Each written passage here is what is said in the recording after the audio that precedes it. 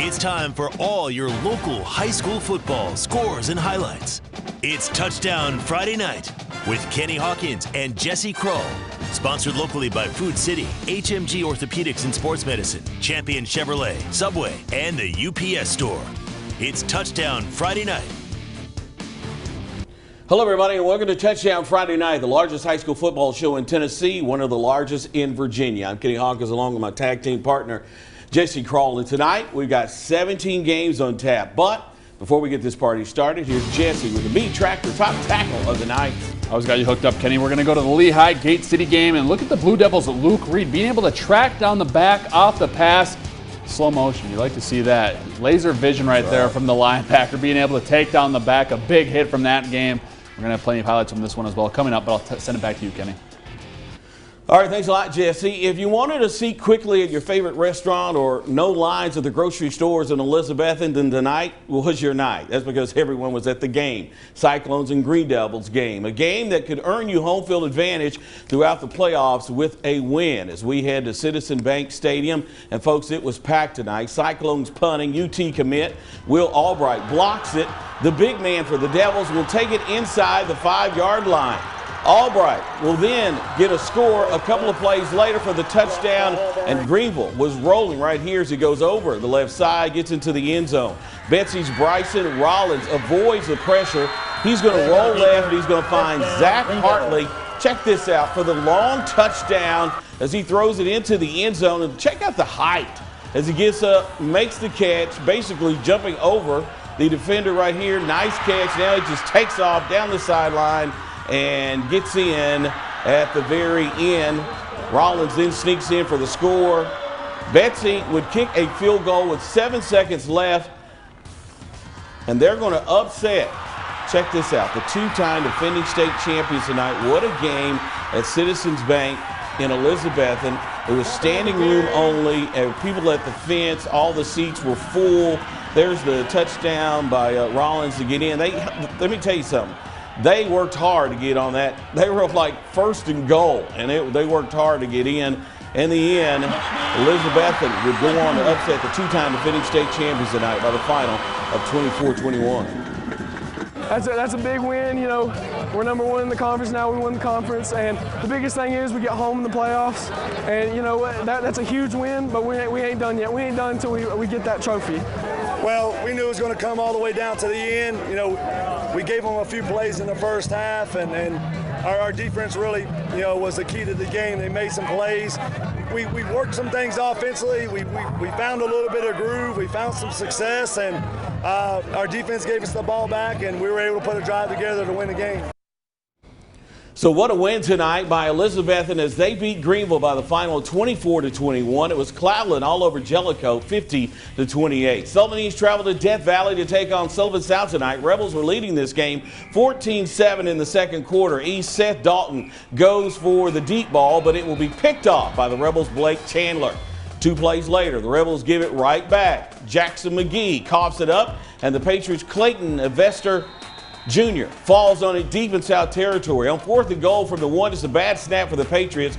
Dalton is swarmed under by the Rebels defense. Bryson necessarily with the recovery as we go to the board. Ugly game, but South comes away winning over East 42-7. It was Chucky Doak all over Claiborne 62-16. Happy Valley trailing North Green or Sullivan North by the final of 8-7. The Golden Raiders on the drive downfield would cough up the loose ball. Happy Valley would scoop it up and find themselves an excellent field position. After a tiring series, the Happy Valley Warriors would find themselves in the end zone. Eli Ayers would connect with a wide open Ty Pierce in the end zone for 6 and the lead after the PAT. After a poor kick off from the Warriors, the Golden Raiders would find themselves on the 50-yard line and battle their way downfield, and eventually Austin Hartsick would hand off to Dale Potter, who would end up just enough room to creep into the end zone, extending their lead over the Warriors. The board tonight, Sullivan North beating Happy Valley by the final of 24-14, and it was Cumberland Gap over Hancock County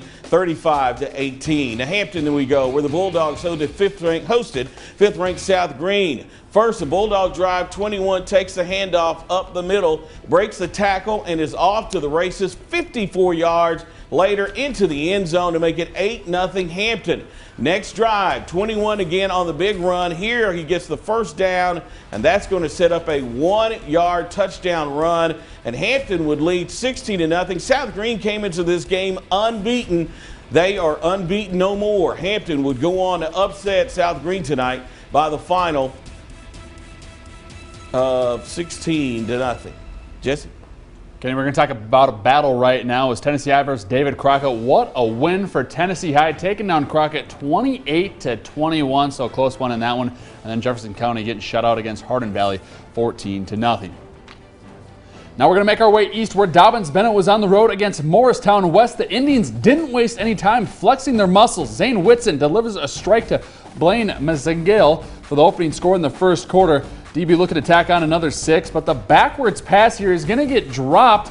Now, I don't know if it was a forward pass, backwards pass. I was going to say, you got to get on it no matter what it is. Morristown West hopping on that stuff. They're going to pick up the ball right there. Heap of bodies right there. It's Dominic Hallentine that comes away with the ball right there, but the Trojans offense couldn't not keep the pace going, but the defense would as well. Caleb Fain swallows up the back, but it's Whitson, the former player of the week, that was all strikes tonight. The offense couldn't even be bottled up. The junior hits Nasir Sensabaugh up the middle. I almost said Nasir player right there. That's close. It's a Nasir Sensabaugh, though, with the touchdown right there. The Indians led 14-0 after the first quarter, and they're going to roll the rest of the way, winning 42-0. So a big win from them. Another shutout here. Alcoa takes down Kingston 56-0.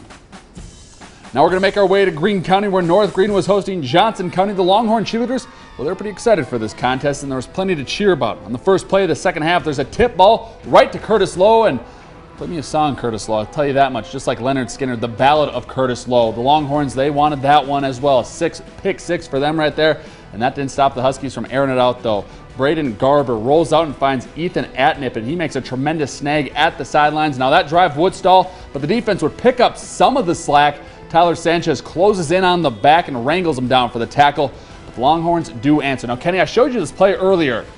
I don't know what the defense was doing. There's a man wide open out there in the flats. Yeah, exactly. I thought it was a fake play. I don't know what was going on. Either way, it's a touchdown right there. Will Henson picking up the touchdown as well on the receiving end. Johnson County is going to continue to keep the momentum going, and they're going to win big, taking it 45-22. And Seymour also wins big as well, taking down Sevier County 41-20. Now that's 7 down, and we've still got 10 more to go before we finish off Tennessee before heading to Virginia. But first, here's the Unicoi County Marching Band to help take us to break.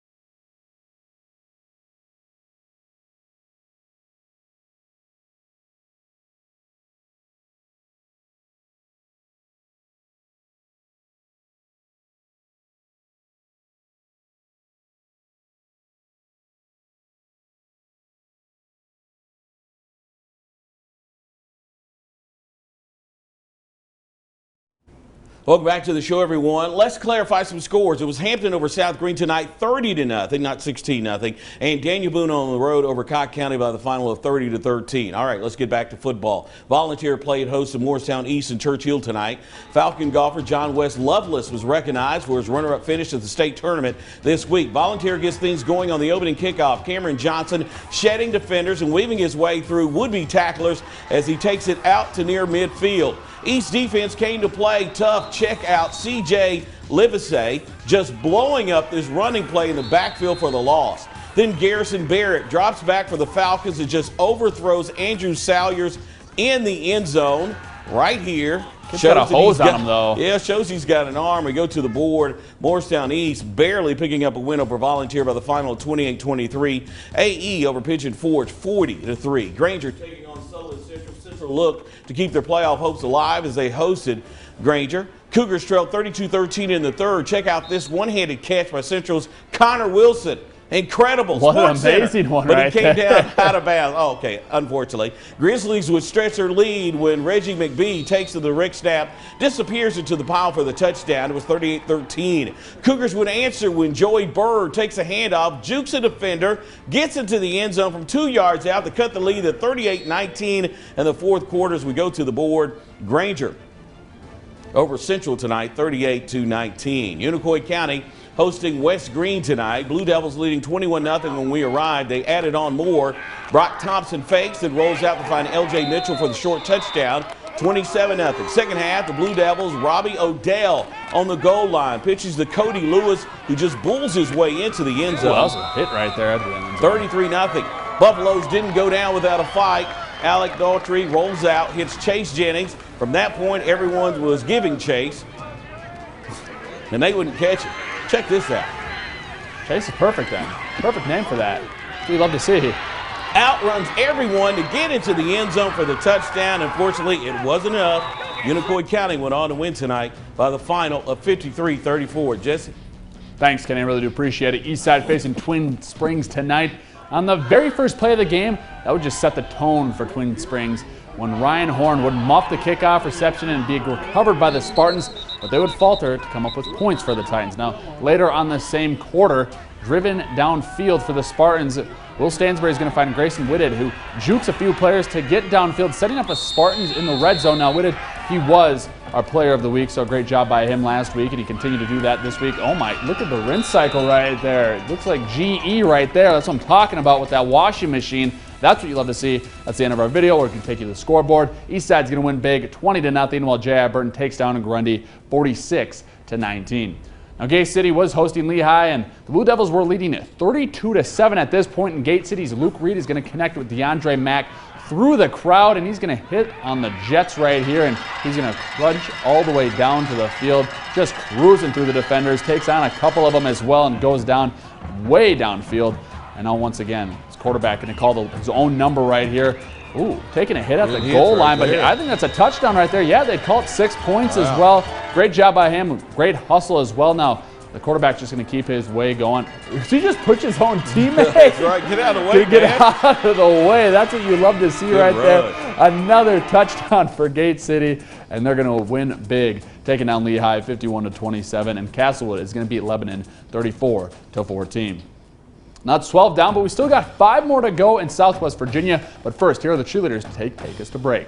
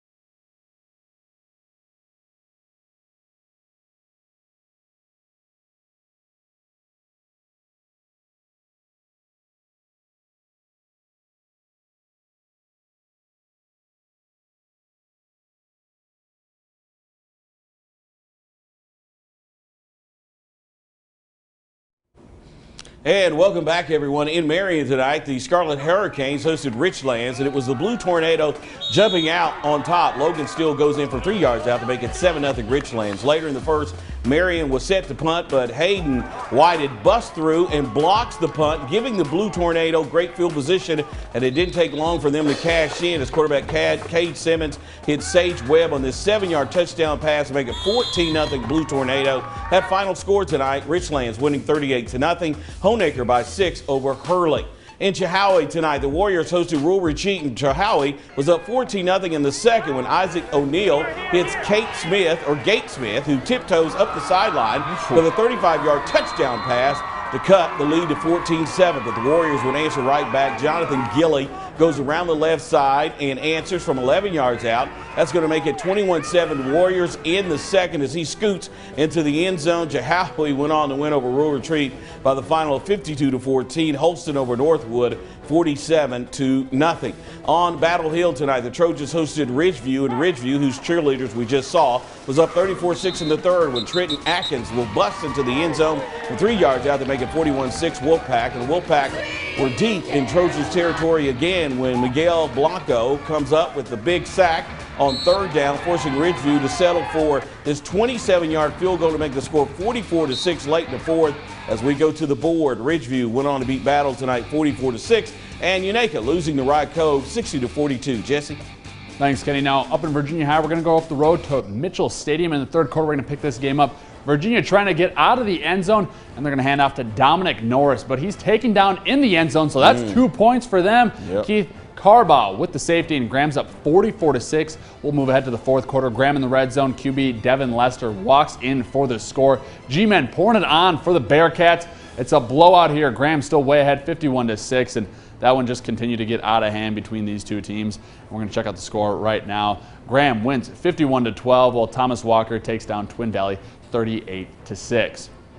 Now we're going to get this game going with Tazewell. They're looking to bounce back after the loss to Richlands last week, and we're going to pick this game up in the second quarter. Bluefield's Carson Deeb hands off to, well, you know who it is, J.J. Davis, and he gets around a couple of defenders here. The kid's got some speed on him, and they'll reach for the goal line, putting up 6, and Beers up 21-0 after the extra point. Now in the second quarter, back in the red zone, it's the exact same duo. Deeb hands off to Davis, and the rest can right itself. Now this game would get a little out of hand as well. That's 28-0 right there, and this momentum continue to go forward with Bluefield taking down Tazewell 35-7, and Galix taking down George White 45-14. Yes, I always get that one. I'm going to get at some point, Kenny. Wise Central beats Union 21-13 as well.